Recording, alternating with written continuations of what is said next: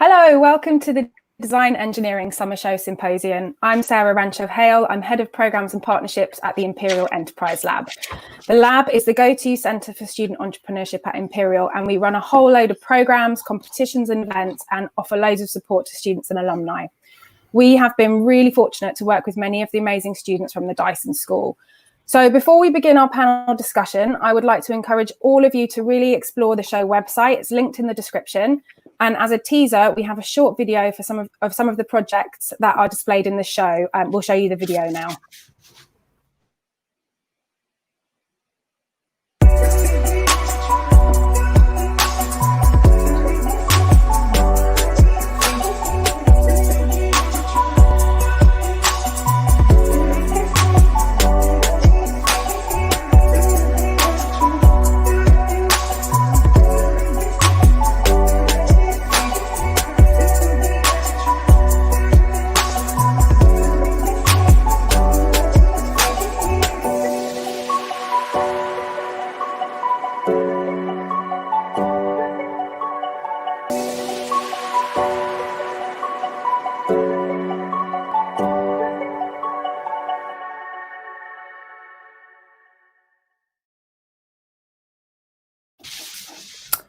I think you'll agree there's some really amazing projects there. Today, we're going to find out from our founders, industry experts what it takes to build a successful startup. We are incredibly lucky to have some amazing guests joining us, and I'd like to thank all of you on behalf of the show team for spending your lunch with us. Just to the audience, please send us your questions in the comments, and as we go, we'll try and get through as many as possible. But for now, I'd like to invite each of our panelists to give the audience a quick introduction. Let's start with Fernanda. Hi, everyone. My name is Fernanda Dobal. I'm originally from Brazil, but I spent about 10 years in the States, first in management consulting and then in tech, where I discovered design and creativity. I worked in education technology at startups there for a few years before moving to London in 2017, where I did my master's right here at the Design Engineering School. I did the Global Innovation Design Master's with the Royal College of Art. And after graduating from that, I started BioCare with my co-founder, Dr. David Huang, which is looking at supporting women going through menopause and accessing better care.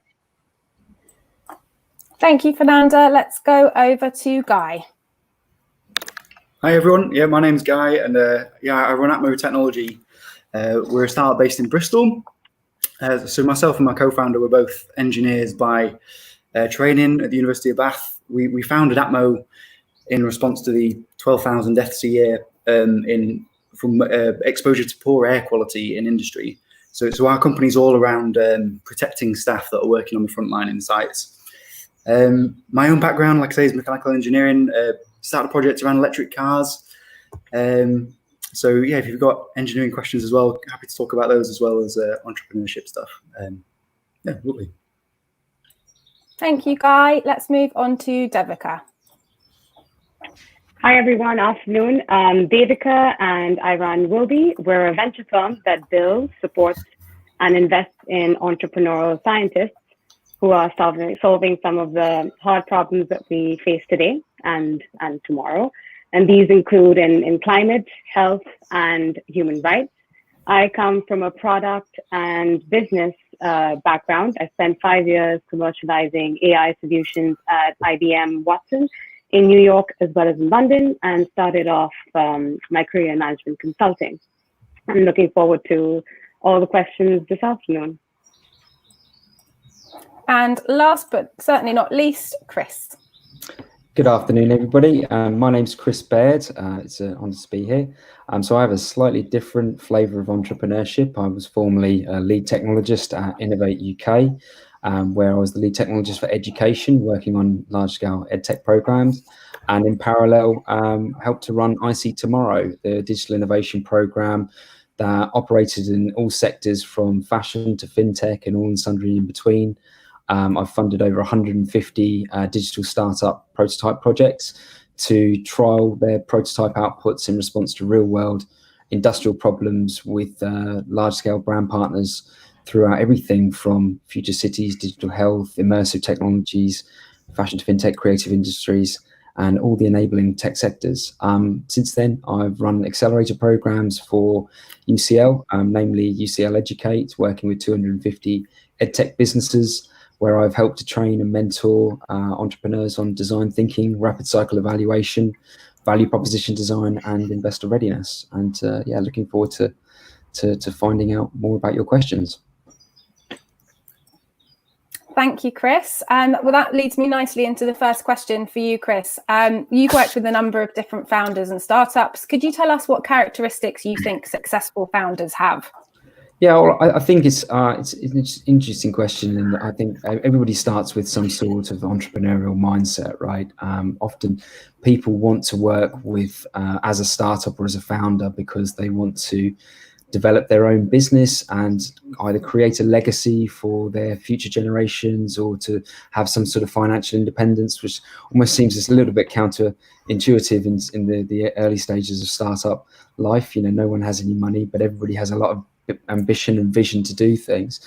I mean, certainly in my experiences, there's often no shortage of vision that entrepreneurs in the early stages of business have, where often they lack a little bit of competence and skill set is around structure and being able to think, prioritize what it is that they need to do first or next in order to be able to take their great concept from concept to realization, really. That's a good starting point. And then, yeah, resilience, being able to have your ideas knocked back a million times by people that don't believe in your vision, but knowing that there are people out there that are going to share your vision. And it's like that. I'm sure everybody's seen that YouTube video with that crazy guy that's dancing at a festival like a loon. And then, 10 seconds later, there's 3 other crazy loons dancing with them.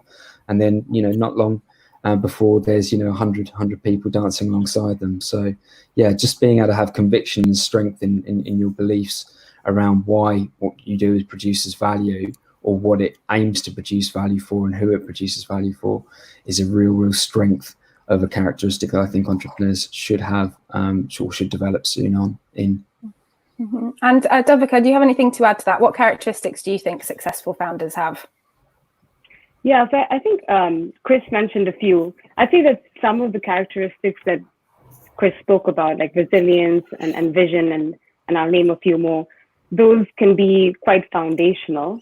But at the same time, there are a few characteristics that can often be strengthened with a co-founder. And I think that's an important aspect to a founding a venture, which we can delve into perhaps later or through the questions.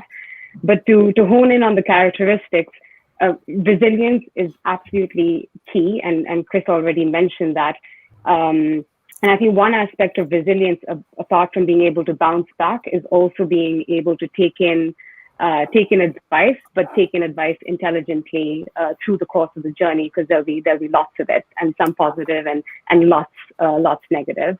And then the other piece on the vision side, I think that has to be balanced with that mentality of thinking and dreaming big, but then acting incrementally and intelligently. So, which is the vision and execution balance. And often it's quite rare to find founders who have both. And I think that's where the co-founder dynamic can play a huge asset. Mm-hmm. And do you have any advice to people who are looking for a co-founder? What should they be thinking about? That's firstly, not everyone's looking for one. I think the most interesting thing in that one, and we have lots of experience, I can talk at length with this, is that at times there are founders that actually do need co-founders, but are not very receptive to understanding that they need it. So I think that awareness is probably the first thing, which is, let's say, an aspect on starting a company that needs to be addressed and dealt with. Let's say you've crossed that milestone and you realize that, yeah, actually I do need a bit, the team can be strengthened, the company can be strengthened in achieving its milestones by having someone along my side. Then it's a case of I think it's a very straightforward case of knowing where your strengths lie, and then finding a balance with a co-founder who can take on the pieces that you might not be very strong at, and that could be technical or operational. Mm-hmm. Thank you. Just to remind anybody who's joined us recently that you can ask some questions in the comments section. So please feel free to type away and we'll try and get to them if we can.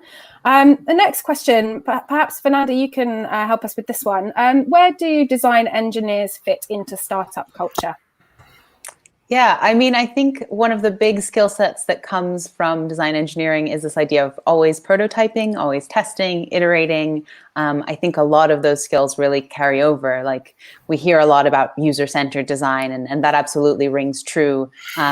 Your users are now customers, but they're still the same people. And so iterating on that, having them at the heart of what you're doing, always testing, always know what you're testing before you start testing so you can measure it after, are really, really big things that every founder kind of needs to be prepared to do.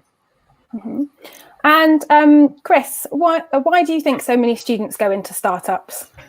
Well, I think there are four very clear areas or ideas and starting points that a lot of founders begin their journeys, right? So one of the businesses that I'm invested into and a partner of is a company called Entrepreneurship. Essentially provides a platform to train entrepreneurs using digital infrastructure. And we've done a lot of research in our data warehouse as to what are some of these foundational principles for why founders get started in the first place. First one being to live an independent financial life, right? To be able to create their own independence and not needing to be able to have to work for someone else. Another one is to make a product that specifically in response to problems, or to produce a product for some particular reason. Another is to give something back to society, to produce some value for others that isn't necessarily just about the financial rewards for the business. And another is to go to other places that maybe traditionally if you were just working for an employer as an employee, you're just not going to be able to enter into, which could be, new social dynamics or new geographical locations, or being able to move into sort of sectors of interest or business models that maybe you're kind of limited to when you're working and siloed for one particular business. That's, a fairly novel piece of research that we've identified in any case. Mm-hmm. Okay, thank you. And Guy, I've got a question for you. When do you think is the right time to found a startup? Maybe you could tell us a bit about your personal experiences. Yeah, sure. So I think now, and it sounds flippant, and I guess the nuance to that is that when you found a company, you're more or less going to have a binary outcome. It's either going to work and achieve some goal, or it's not. And I think in either of those cases, you'll want to get there quickly. And if you're just coming straight out of uni, you're less likely to have dependence on you. You probably haven't got a mortgage. You probably don't have children. I might be wrong, and fair play to you if you do. But you probably don't have other dependents, and there's a chance it's going to go wrong. And that can be a positive. In any case, that's going to be a mixed journey, but you'll want to emerge from it and have it as a learning experience rather than something that knocks you out. So me and my co-founder have worked together over 6 years now, and our first venture was B2C, and it didn't work out, but it was pretty quick. It was about 18 months, and we learned loads of really tough lessons. And sometimes you hear about, failure is great, you've got risk failure, and it really sucks. So, but don't let it knock you out. Atmo's gone loads better, and it's a completely different business. Really, really different. The other one was B2C for a start, so we were trying to sell a product. Well, it was more of a service, but we were selling it to lots of customers. But now we sell to businesses, and it's a really different way of approaching it. But yeah. The right time, I think the sooner the better, really. And it's also part of a mindset as well. I think if you're really going to do it, you need to have the mindset that you can't put it off to tomorrow. You're going to have to get up early and just crack on with it. And I think that's quite an important mindset to get into as soon as you can. Because I guess in our society as well, we don't value discipline or anything like that. And really, it's going to really test you. And so I think like the Chris and Fernando and Devika were talking about resilience. You have to be really resilient, but you have to be really disciplined as well, and make sure you're doing putting in the groundwork so that your company's got a chance of succeeding. Mm-hmm. And Fernando, why don't you tell us a bit about founding BioCare and when did you feel it was the right time to do so? Sure. So for me, it was a little bit different. I had the kind of entrepreneurial bug. I knew I wanted to start something of my own. I love making things as a designer. And I actually joined a program called Zinc, which is the UK's largest social impact accelerator. And what's pretty unique about them is that they bring people on pre-idea and pre-team. So just people who want to start something big and with a mission.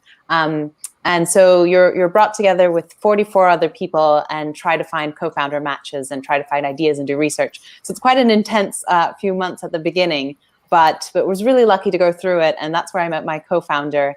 Very different skill set. He's a doctor, I'm a designer, but we figured out that together we could really do something to make a difference in this area that we're both really passionate about. Mm-hmm. And Chris, did you have anything you wanted to say about this? Yeah, I just thought it would be useful to sort of establish. I think, it's a good time to start a business when you've been able to identify that that there's a problem worth solving, right? And that can kind of take a shape in a number of different ways. Often it's because you've got first-hand experience of the problem yourself, right? You've been banging your head against a brick wall to try to solve this issue. Maybe you've even tried with a piece of string and some sticky tape to try and make something that half resembles some sort of solution, but it's not even much of a prototype. But often, it's because that there's something that needs to be solved, or there isn't something out there that addresses the issue that you've got, right? I mean, this is part of the design thinking mentality, right? That you're identifying what the problems are. You're trying to understand that there are people like you or that you know of that have these problems, and you've got some semblance of an idea of potentially what a potential idea might look like to solve it. But identifying that there's a problem worth solving in the first place, I think is a really good grounding for being able to then launch a business. Mm-hmm.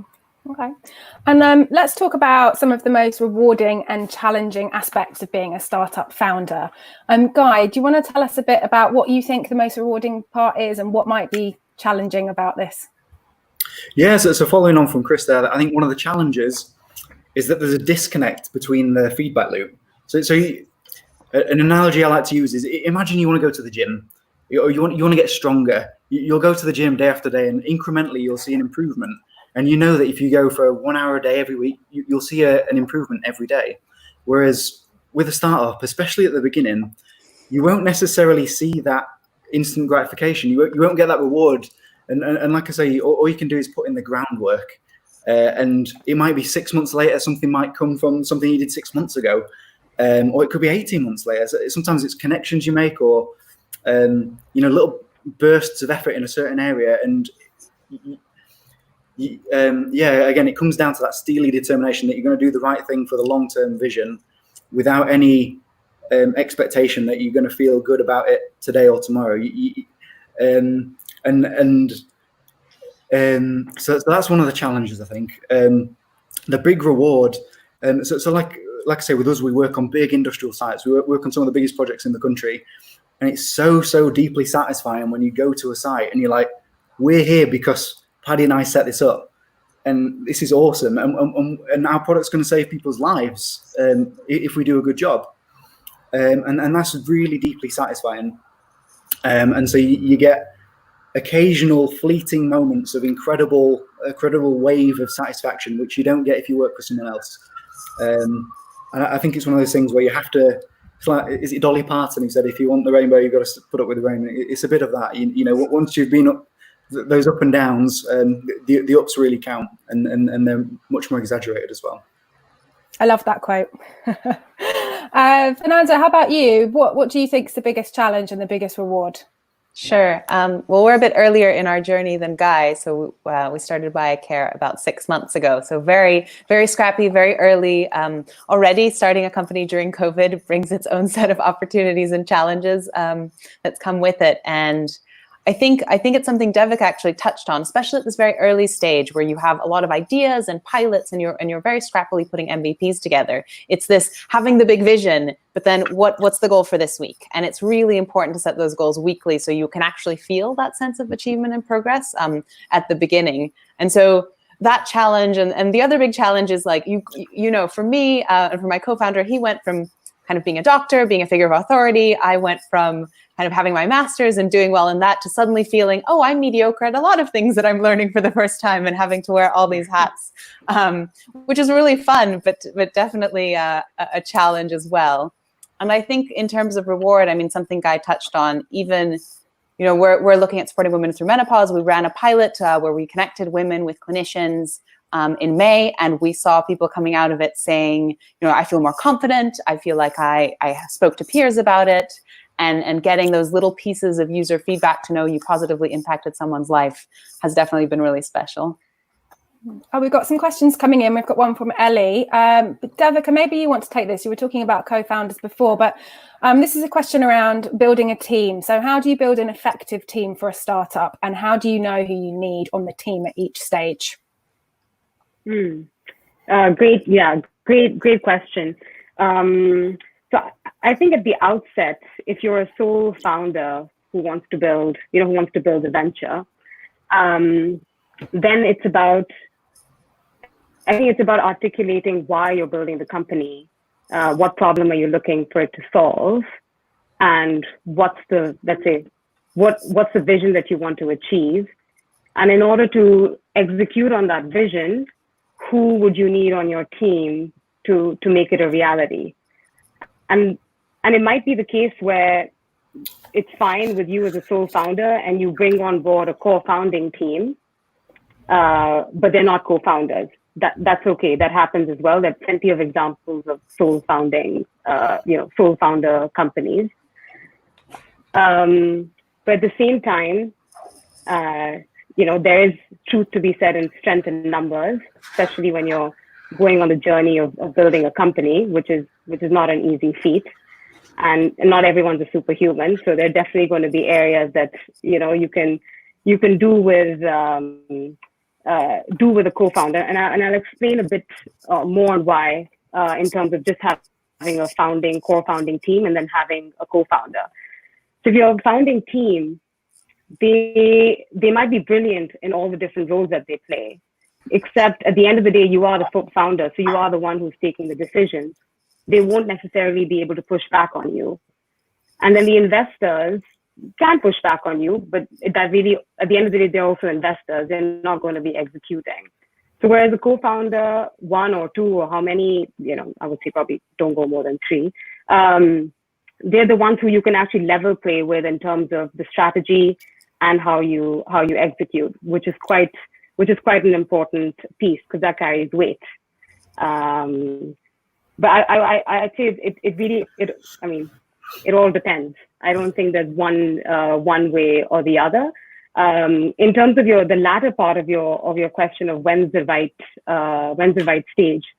So for example, one of the ventures that we have in our portfolio, we're pretty confident that the founder founder and his team are in a good position to carry the company from where it is today, which is, pre-seed inception, till about Series A, which is, around 2 rounds of investment, up to about 2 rounds of investment. But then at that point, when you're getting to the point of scaling the company, then, there's a definite recognition and awareness on everyone's side that you need to bring on board someone who's experienced in sales, someone who's experienced in execution, to join the founder in the journey as a co-founder. Mm-hmm. And Guy, you're perhaps a bit further on in your journey than Fernanda. Maybe you want to talk about who you've brought on board and at what stage. Do you have any advice on this? So on hiring generally, it's really tempting to hire another version of yourself. So you want to get like a good interface, really. you want to hire in your weaknesses, which I think you guys touched upon, which is absolutely right. I think for me personally, I need a co-founder. I need Paddy. We've been, because like I say, we've worked together a long time, and it can be really tough. And having someone in the deep end with you, who is carrying it on their shoulders too. I think emotionally as well, and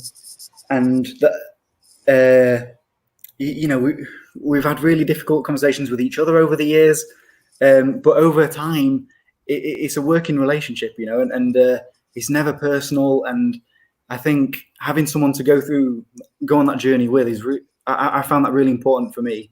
I don't know, if I'm sure I couldn't have done it without Paddy, and so I think he's not here, but he deserves a huge amount of credit. So my advice to someone starting out would be to get co-founders on board with you. You might not be able to pay them yet, but give them some equity, whatever it is. And I think it'll probably be a good decision long term. And I got some good advice a while back, which was you can never own more than 100% of the company as well. So if it means you get someone else in from the start and they're going to contribute as much, if not, in different areas of the company as well as you, then yeah, go for it, get them in. Great. We have a question from Tom, and he's asking about funding of startups. And I might ask Chris about this. What are the options for funding your startup? And then maybe as a follow-up, Fernando and Guy can talk a little bit about their own personal experiences. Yeah, so I'm happy to talk about this. I just wanted to just say on the other point, before I move on to that, if you're not in a position to pick up a co-founder, identifying who would be some really key strategic advisors and mentors to you is equally as important as finding a good co-founder to complement the skills and the skills gaps that that you have. As Guy and Devika and Fernando will all attest to, you just can't do everything, and so it's really, really important that you identify people that have experience and skills that you can leverage. And then that neatly dovetails into how do you get started in terms of financing this thing. Well, if you think of mentors and strategic advisors as being hopefully people that share your vision and believe in you guys and you and your team, and the skills and the passion that you have to be able to deliver and execute on your strategy, often those sorts of mentors, if they're worth their salt, they might well be able to introduce you to other people in their network. I mean, the sorts of mentors that you might want to work with would be those that would be able to open doors to investors or to potential customers, and certainly be able to ask challenging questions of yourself and your business model in particular, around whether or not it's actually validated and in a position to then start seeking to take down to draw down upon other people's monies. I mean, unfortunately, maybe fortunately, who knows, depending on which side of the fence you sit on, startup founders often spend a lot of blood, sweat, tears, and more often than not, other people's money trying to validate ideas, maybe before they're ready to actually take significant investment. And by burning through a lot of cash early on, that can create sort of negative effects later on down the line. Like maybe you once bitten twice shy, you don't want to go and get investment again, or the sorts of investors that have invested into you are maybe a little bit reluctant to provide you follow-on funding unless you've had the tires kicked on your idea suitably enough that it is somewhat validated. But yeah, I mean, in terms of sort of going to find angels and others that have small amounts of funding or investment, there's the SEIS and NEIS investment schemes that are really, really great schemes to for early stage founders to tap into. Essentially, for those of you that don't know, it gives a significant portion of the investment made by these angel investors back to it's paid back to them in sort of tax breaks later on down the line.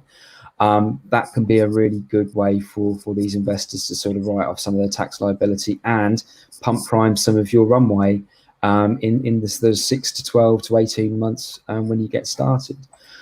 In terms of grant funding, there are a wealth of different sources out there. Innovate UK is just one of them.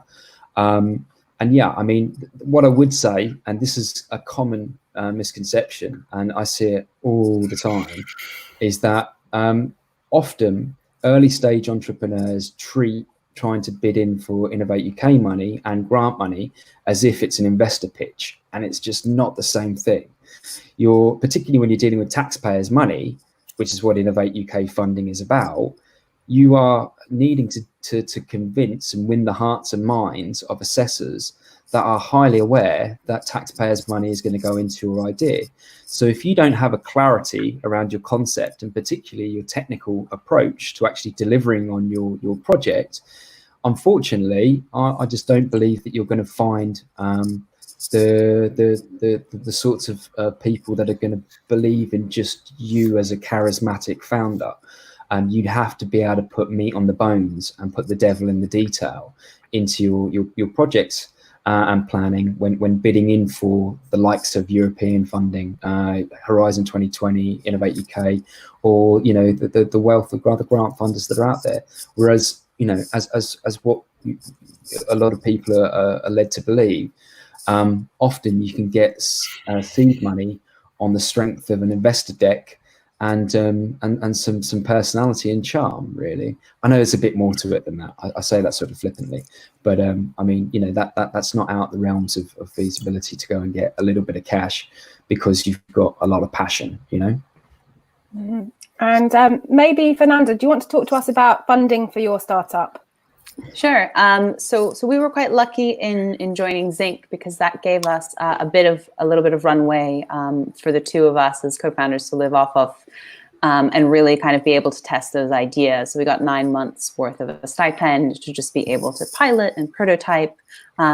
We also entered the Imperial Venture Catalyst Challenge, and we're lucky enough to win the health and well-being category, which gave us a grant that sort of also permitted a little bit more runway, a few more tests, proving a few more things, reaching some milestones. And now we're gearing up to prepare for our pre-seed funding round with angels and VCs.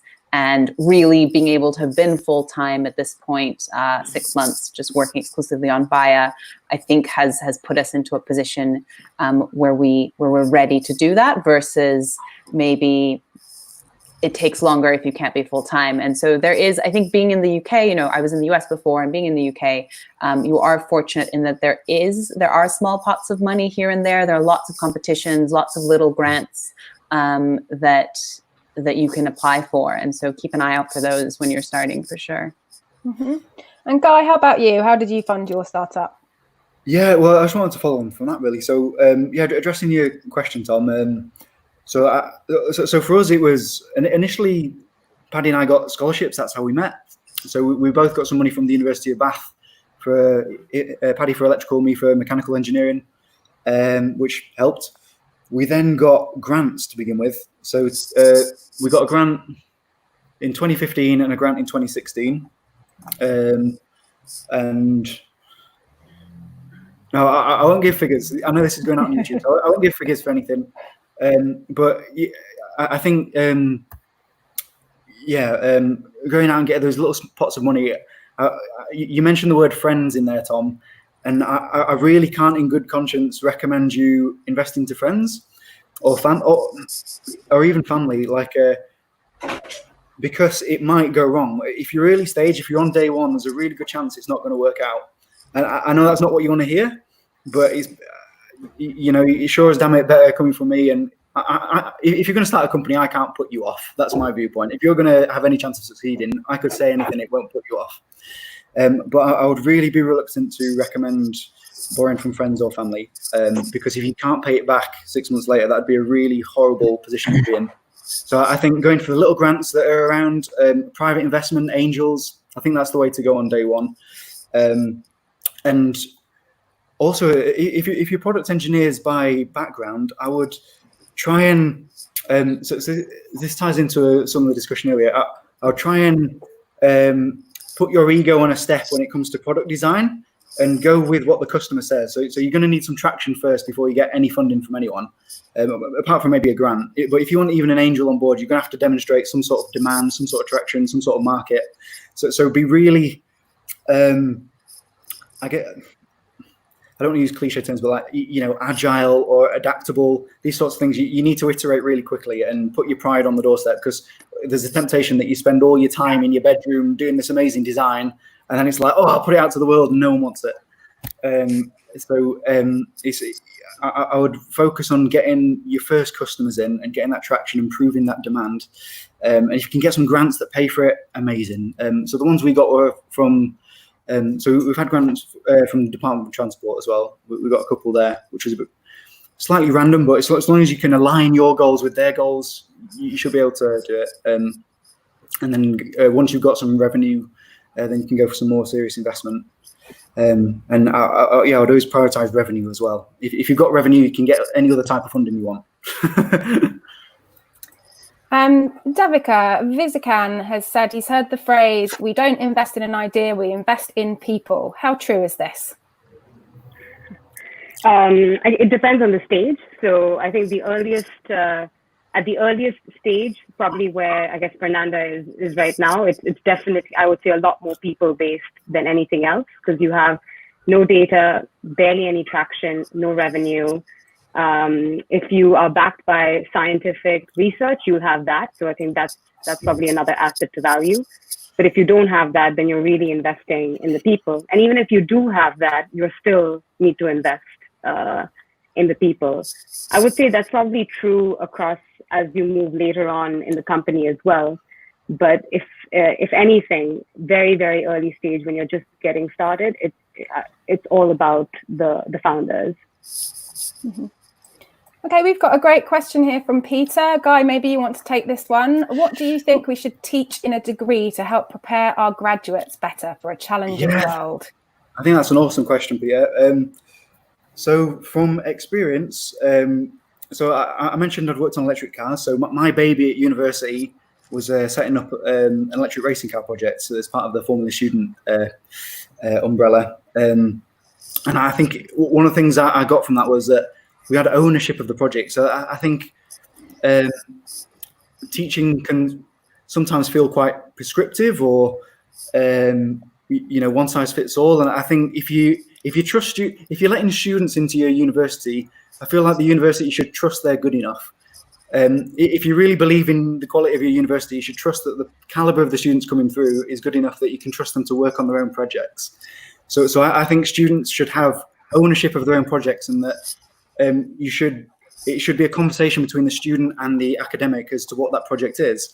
Because sometimes it's, there's this project and this project and this project, you're going to work on this one, you're going to work on this one. And I think in terms of motivation, and it depends. If you're going to go work for a large company, maybe that works. But for me, it didn't work, and I probably can't work in large companies, so maybe that tells you something as well. But I think giving students ownership of the projects and trusting them to be good enough, and you can caveat it how you like. You can say these are the learning aims. You can be quite, I'm sure you could be transparent and the students will meet you halfway. But when I was a student, that's what I was yearning for. I was like, I don't want to go do the maths for a rotating shaft or whatever. I would do the maths if it was on something I could relate to. And that was maybe mechanical engineering rather than product design. Maybe I should have done product design. But anyway, sorry. But that's the core of it, Peter. I think students should have ownership, and you should trust them and try and catapult them. I think really empower them and give them the chance to fail. If they mess it up, they mess it up. Mm-hmm. And following on from that, Chris, do you think entrepreneurship can be taught? And if so, what are the key things to teach?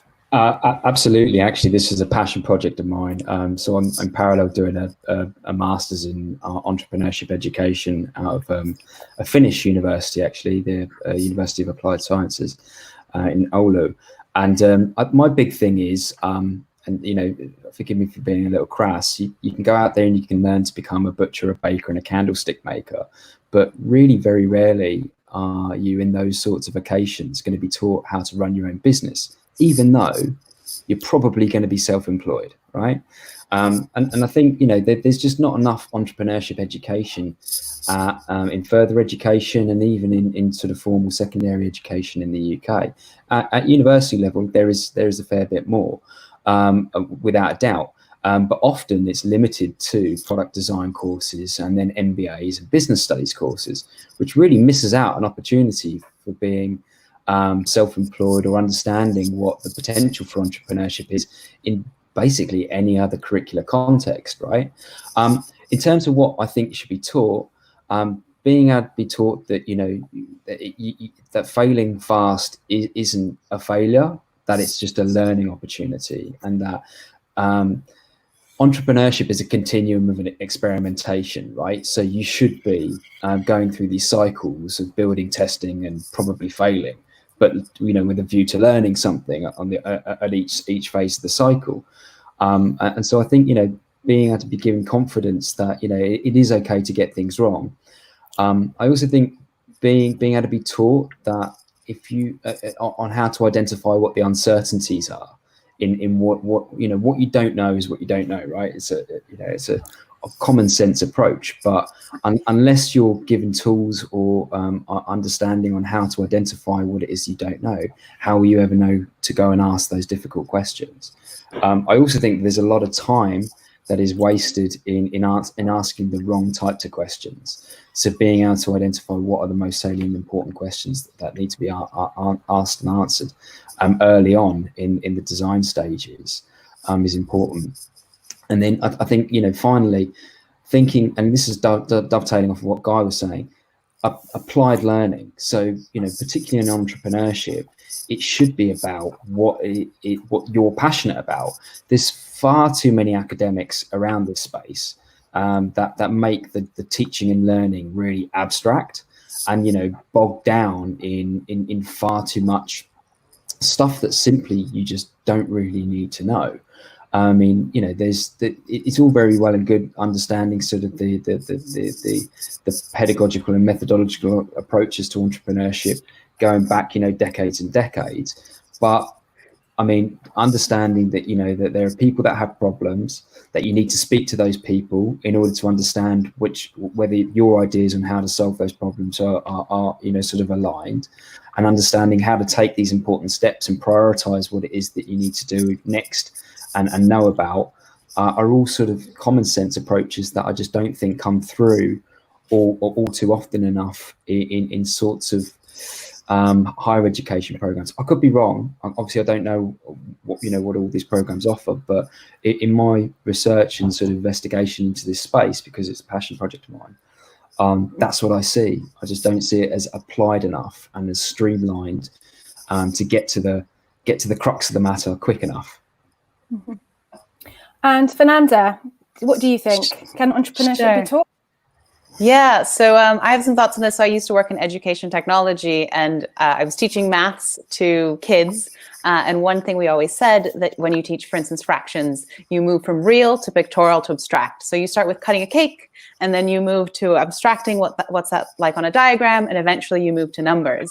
And I think there's an analogy here with entrepreneurship where we want to move back from the abstract to the real, just as Chris was saying. And that involves collaborating with real world stakeholders. So whether that's, going into the field and talking to people, interviewing, but also I think being a student, there's this really unique opportunity to look at what are the researchers doing? What are the scientists doing? As an entrepreneur, much like as a designer, you can be sort of the glue that brings together these different disciplines. And so you can have this interdisciplinary experience to actually build something together. And I think that's really special and unique, and something that I think Imperial's been doing and would love to see more of in these courses. We've got an interesting question here from Josh. Devika, maybe you'd like to take this one. Why is the success of US-based startups much higher than UK-based startups? Is it a reflection on talent, education, or funding routes? Well, hopefully this is not going to be the same going forward. But I think I think the areas in which UK-based startups are better than US startups. So deep technology. I think the UK has a distinct advantage because of the university presence that we have here, like Imperial and the rest. I think what unfortunately happens is once you start your company here, and then when you scale and need more funding, let's say you're going down the route of private VC venture capital funding, I think that's where traditionally, historically, there's been a bit of gap in terms of the amount of, let's say, investors in that ecosystem, as well as other players in the ecosystem that can help you scale your venture, which is when companies sometimes move over to the US in order to do that. And that's when we end up losing, let's say, UK domicile or headquarters status or European headquarters status. I do think that's changing rapidly. If any of you follow the news on, the innovation and investment landscape, I think just through the span of this lockdown, we've seen several funds launch and of very, very big sizes, and for later stage companies. That will definitely provide incentive for companies to continue growing out here. And then in terms of talent and education, I think that's a really important one, and particularly here because we're speaking at a university as well. There are certain things that a few US universities in the Valley and then in the East Coast, mainly two, and I think you guys would know which ones I'm talking about, that do teaching very well in terms of building the right kind of entrepreneurial environment. So Stanford being one and MIT being the second. But those ecosystems have existed for 50 years, if not more, whereas in the UK, those ecosystems are a bit younger. But that said, I think Imperial and some of the other universities in the UK are relatively advanced more than other US universities and even other universities across the world. So it's just a case of honing in on that more and building an ecosystem, which is, the education aspect, but the investment aspect, and also the whole support ecosystem of co-founders, advisors, mentors, and angel investors and things like that. So this is to say, I see a promising future. Thank you, Guy. Did you have something you wanted to add? Yeah, I'll just keep it very quick because I know we've got 15 minutes left. But yeah, just following on from that, really. So I think the ecosystem there is. I think the attitude is that as a university, we're going to catapult you out of this university as a company, and if it goes well, you're going to buy a building for us one day. Well, I think that's the attitude, rather than we're going to try and take 20% of your IP and hope that we get some commercial income, which I think sometimes happens in the UK. I get that feeling sometimes. And I'm a bit hesitant to say it, but I think that's one aspect. Whereas I got a paid trip out to Georgia Tech, and they're just catapulting companies out. And I think you've got to give people a little bit of money to risk early on.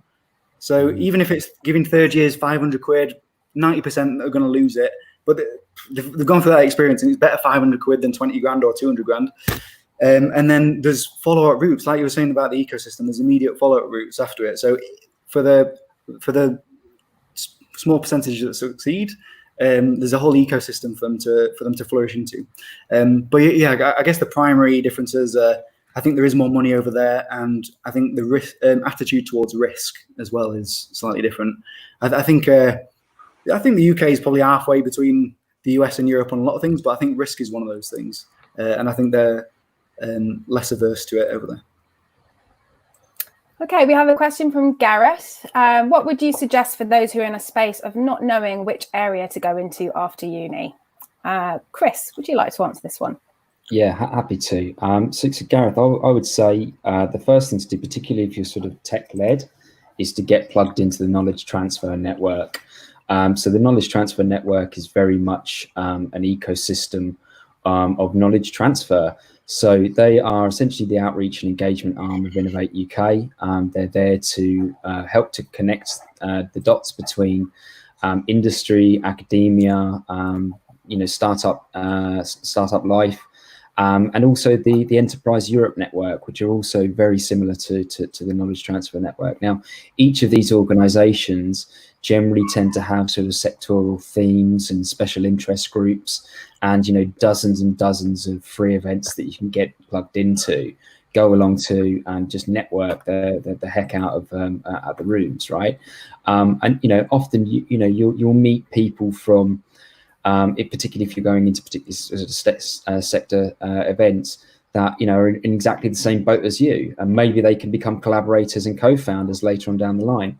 At the very least, you'll probably be exposed to great ideas and content at these events that will help to sort of shape some of your thinking, and help to introduce you to maybe other sorts of stakeholders in the ecosystem that you're trying to possibly enter into, like investors, like funds, like incubators and accelerators. One practical tip: if you were to Google digital business briefing, KTN, or use your favorite search engine to do that job, you'll find links to essentially slide share documents from the Knowledge Transfer Network, mostly from last year, really. But at the back of those, on the last few slides of those slide shares, there are some really, really good resources, like the Digital Refer database, which is a huge database of incubators, accelerators, business support programs, and importantly, seed investors and angel investors. That you know, is basically publicly available for anybody to sort of tap into. So I would say those are two really core starting points: KTN, EEN, and then just getting amongst the sort of spaces that you're trying to play in, and the events that they have to offer in your local area. Thank you. And we have a question here about IP, which is one we get very often at the Enterprise Lab. How do you protect IP in your startup, and how do you disclose your ideas to potential collaborators? Fernanda, what's your experience of this? Sure. I mean, I think the first thing to do is to understand what kind of IP it is you have. Is it something that's patentable? Is it something that's a trademark? So a brand is something you trademark. In terms of patents, you can patent a process, you can patent specific algorithms, but you can't patent an idea. And so that's where things like non-disclosure agreements come in. Of course, you're not going to go to your first meeting with investors waving some NDAs around.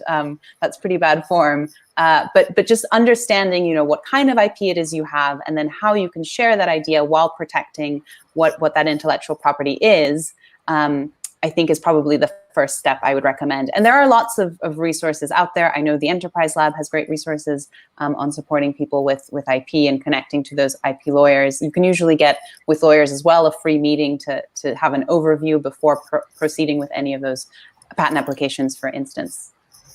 Devika, any thoughts from you on this? No, I think Fernanda said it all. Great. Okay. So we have a question here from Henry.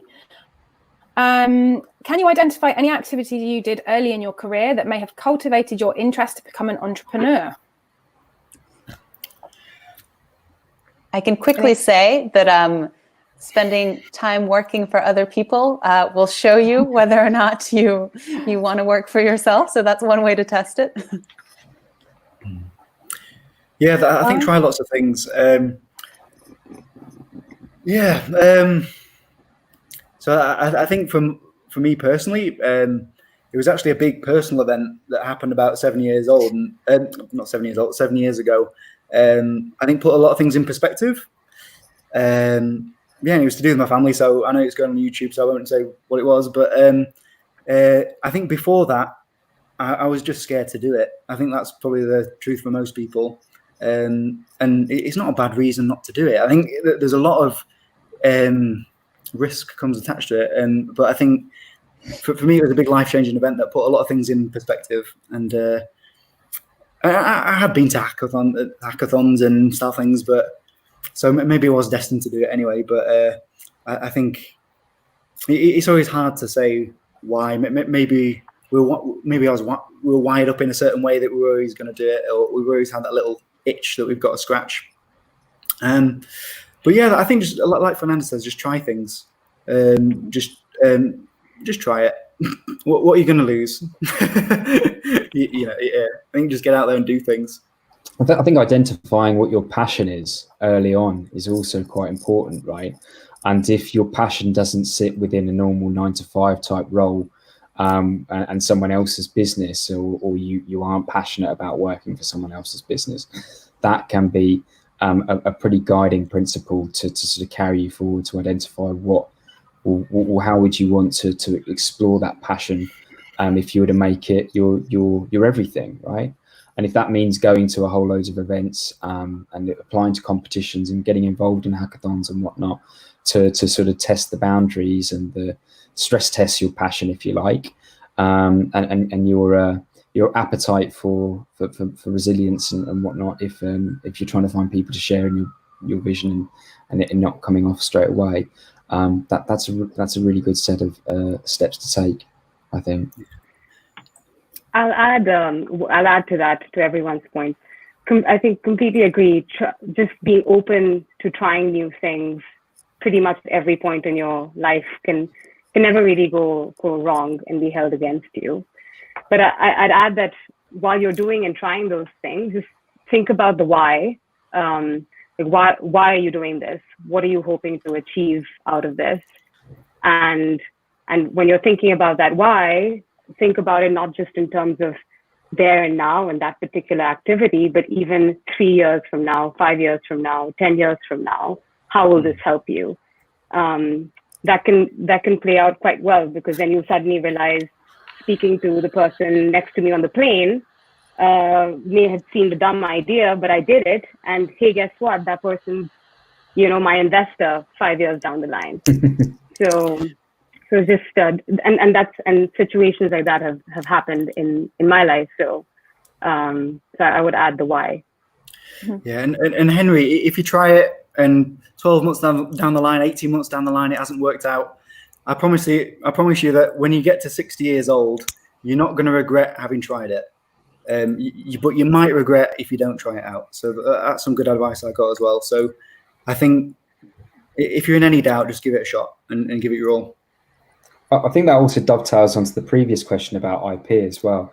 I mean, just to sort of cover this really quickly, in the earlier stages of venture development, don't be afraid to talk about what your great idea is to other people, even if they are potentially competitors, right? You don't need to give away the secret sauce about why your solution is better than anything else that's available on the market. But you can certainly get across a lot of ideas and help people to understand whether or not, and then for you to understand whether or not there's something in what you're saying, whether your great idea has legs. I think all too often, early stage entrepreneurs are quite scared and reluctant to share their ideas for fear of someone else stealing them. And I mean, listen, let's be really honest. I think I'd be interested to see if there are nods or shakes of heads here. Really, are other entrepreneurs going to be outright out to steal your idea if you give them your elevator pitch? Probably not. They're probably busy working on their own stuff. They're probably not going to divert resources, time, and attention to try to take your great idea, unless you've given them it all in comprehensiveness, secret sauce type style.